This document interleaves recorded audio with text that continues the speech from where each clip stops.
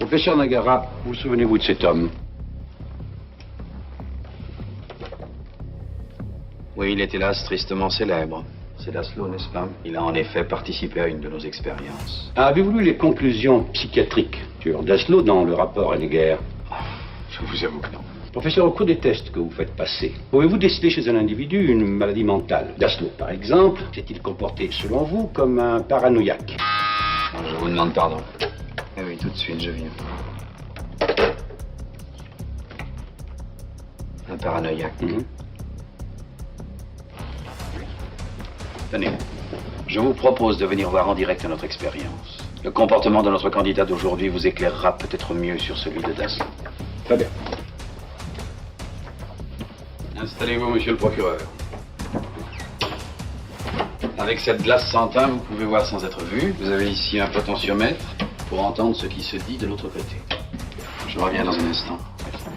Ça va durer longtemps? On nous a dit qu'il y en aurait pour 1 heure, c'est ça? Qu'est-ce qu'on va faire? On va vous expliquer tout ça dans un instant. Messieurs, voici le professeur Nagara. Monsieur Rivoli? Ah non, Despaul. Despaul, monsieur le professeur. Alors vous êtes monsieur Rivoli. Oui, monsieur. Eh bien, messieurs, d'abord quelques mots sur l'expérience que nous allons tenter aujourd'hui. Une théorie établie par des psychologues soutient que l'individu apprend correctement et d'une manière plus efficace lorsqu'il sait que chaque erreur de sa part lui attirera une punition. Une application dans la vie courante, c'est, par exemple, la fessée que les parents administrent à l'enfant lorsqu'il se trompe. Ils espèrent que cette forme de punition particulière incitera l'enfant à mieux se souvenir. Dans le cadre de cette université, nous intéressons seulement aux adultes. Et c'est scientifiquement que nous allons mesurer à quel degré chiffré la punition peut avoir une influence sur la mémoire. Aujourd'hui, messieurs, l'un de vous sera l'élève qui s'efforce de se souvenir. L'autre sera le moniteur qui, en lui infligeant des punitions progressives, va le conduire à mieux utiliser sa mémoire. Le mieux, il me semble, est de tirer au sort pour désigner qui sera le moniteur et qui sera l'élève. Ah, je suis le moniteur. C'est donc monsieur Rivoli qui sera l'élève.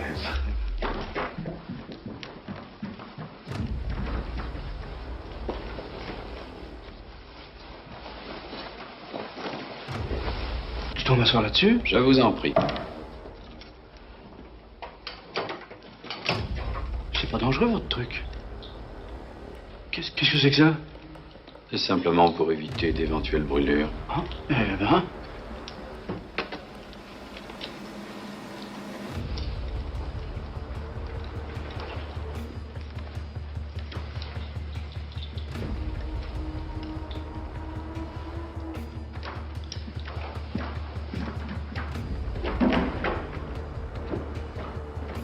Messieurs, le principe de cette expérience est extrêmement simple. Voici une liste de 30 mots, associés chacun à un adjectif. Ciel bleu, animal féroce, vent violent, etc. Monsieur Despaul, vous allez lire à monsieur Rivoli ces 30 couples de mots. Ensuite, vous lui donnerez seulement l'adjectif, et il devra, de mémoire, vous dire à quel mot cet adjectif se rapportait. Ah oui, d'accord. Par exemple, quand je lui dirai bleu, il devra me répondre ciel. Quand je lui dirai féroce, il devra me répondre animal. Quand je lui dirai violent, vent. Vous avez très bien compris. À chaque fois que monsieur Rivoli se trompera, vous lui infligerez une punition. Vous pousserez un de ses curseurs, et il recevra une décharge électrique. La première erreur, l'élève recevra 15 volts, 30 volts à la deuxième faute, 45 volts à la troisième, etc., etc. Comme vous voyez, ces curseurs sont gradués de 15 en 15 volts. Ils s'additionnent. Maintenant, monsieur Despaul, voulez-vous lire les associations de mots à votre élève, lentement, en articulant bien, pour qu'il puisse les retenir. C'est monsieur Flavius qui contrôlera l'expérience. Bien. Alors, ciel bleu. Animal féroce. Vent violent. Jour frais. Citron jaune. Poisson grillé. Œuf dur. Comment recrutez-vous vos candidats, professeur? Par une annonce dans les journaux locaux, dans le style « Voulez-vous gagner $6 avec indemnité de transport en échange d'1 heure de votre temps ?» Nous recrutons volontaires pour participer à une expérience scientifique sur la mémoire. Quand Laszlo s'est présenté, quel rôle jouait-il dans votre expérience? Moniteur ou élève? Moniteur, monsieur le procureur. Il occupait la place de monsieur Despaul. Puis profond. Pain beurré. Argent comptant. Bien, veuillez commencer, monsieur Despaul. Premier mot, bleu. Ciel bleu. Juste. Mot suivant, féroce. Rire féroce. Non, c'est faux. La réponse était animal. 15 volts. Mot suivant, violent. Violent, attendez ça je le sais. Souffle violent. Faux. La réponse était vent. Vent violent. Grande volte. Réfléchissez avant de dire n'importe quoi. Vous croyez que ça m'amuse, moi, de vous envoyer des décharges? Allez, mot suivant, frais. Ouais, frais. Attendez, ça n'est pas poisson? Vous croyez sérieusement que ces chocs électriques ont aidé M. Rivoli à améliorer sa mémoire? Répète. La mémoire de M. Rivoli ne présente ici aucun intérêt. Il nous intéresse la capacité d'obéissance de M. Despol, sa soumission à l'autorité. L'autorité pour M. Despol, c'est le cadre de cette université, le professeur Flavius, moi-même, et nos blouses blanches qui sont les symboles de cette autorité. Nous venons de lui imposer un code de punition à infliger à une victime qui ne lui a rien fait. Jusqu'où va-t-il obéir à cet ordre imbécile et révoltant que nous venons de lui donner? Tout le problème est là. Mot suivant, jaune. Citron. Bien, très bien. Oui, c'était citron. Allons-y. Mot suivant, grillé. Pain grillé. Mais non, c'est faux. C'était poisson. Poisson grillé. 165 volts. Arrêtez. Je refuse de continuer. Laissez-moi partir. Mais enfin, il va tout de même pas aller jusqu'à 450 volts. Je ne sais pas. Voyez-vous, il est évident qu'à partir d'un certain moment, M. Despol va devoir affronter un problème. D'un côté, sa soumission à l'autorité, exécuter la mission qui lui a été confiée. De l'autre, sa répugnance à faire souffrir sa victime. Despol va être progressivement secoué par un conflit intérieur presque insoutenable. Pour se tirer de cette situation, il devra rompre avec l'autorité et désobéir. C'est l'instant de cette rupture que nous étudions. Veuillez poursuivre, Monsieur Despol.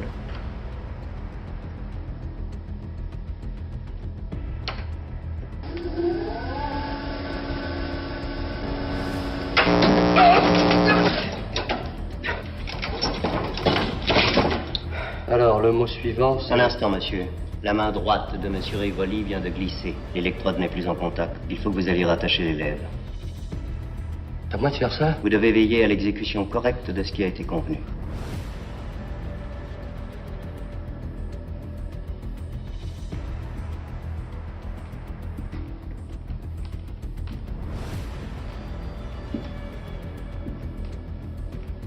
C'est une phase très intéressante de l'expérience, le contact physique. Jusque-là, il agissait par manette interposée. Il doit maintenant toucher un homme qui ne lui a absolument rien fait et qu'il est en train de martyriser. Il arrive dans ces cas-là que le taux d'obéissance diminue. Je vous en supplie, monsieur. Arrêtez. Il est mieux de vous concentrer. Et ne pas répondre n'importe quoi. Qu'on en finisse, merde, on va pas y passer la nuit, non?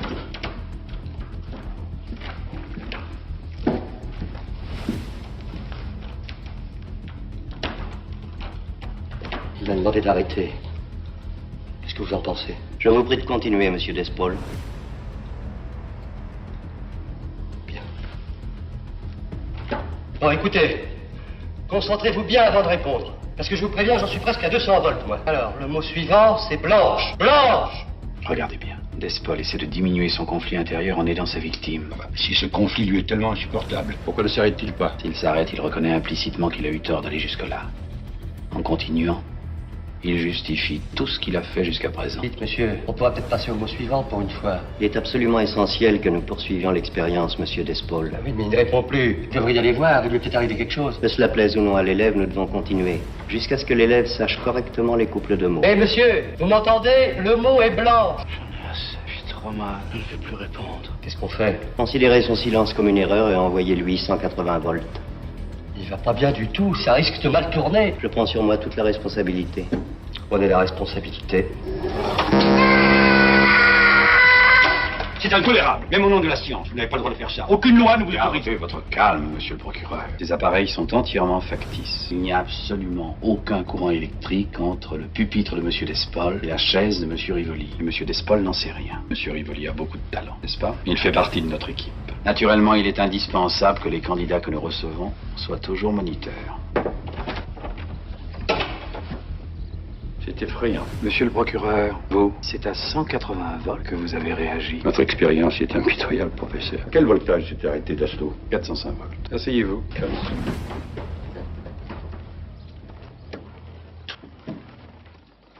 Réfléchissez bien. Je vais être obligé de vous envoyer 405 volts. Alors faites un effort, quadrillé. 405 volts. Il faut interrompre l'expérience. C'est impossible, on ne peut pas fausser les résultats. Nous devons continuer. L'insuffisance cardiaque de votre sujet est flagrante. Poursuivant, vous allez à la catastrophe. Envoyez 405 volts, monsieur Daslo. Pas question. Mettez-vous d'accord. Il y en a un qui dit de continuer, l'autre qui dit d'arrêter. La conversation que je viens d'avoir avec le professeur Nagara ne vous concerne pas, monsieur Daslo. Veuillez poursuivre. Oui, ben moi, je poursuis plus rien du tout. Vous voulez, je vous rends vos $6. Et je rentre chez moi. Arrêt de l'expérience à 405 volts.